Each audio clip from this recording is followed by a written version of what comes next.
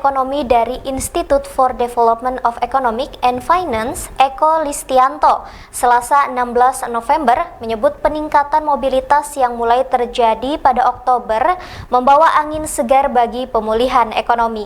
Ekonomi pun mendorong agar kondisi tersebut tetap dijaga dengan mewaspadai varian baru, mempercepat vaksinasi dan tetap taat pada prokes. Badan Pusat Statistik atau BPS mencatat terjadi kenaikan mobilitas di tanah air pada bulan Oktober.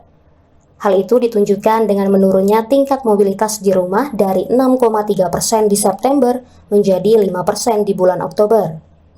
Selain itu, aktivitas di perdagangan retail dan rekreasi bahkan lebih tinggi dari kondisi normal, yakni sebesar 4,3%. Pengamat ekonomi dari Institute for Development of Economic and Finance atau INDEF, Eko Listianto saat dihubungi Selasa 16 November mengatakan hal itu membawa angin segar bagi perekonomian di tanah air.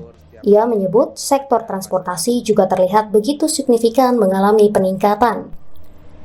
Ekonom INDEF ini meyakini dengan konsistensi pemerintah mempercepat vaksinasi, didukung kepatuhan masyarakat dalam menjalankan protokol kesehatan, maka target pemulihan ekonomi di triwulan 4 sebesar 5 hingga 6% segera terwujud.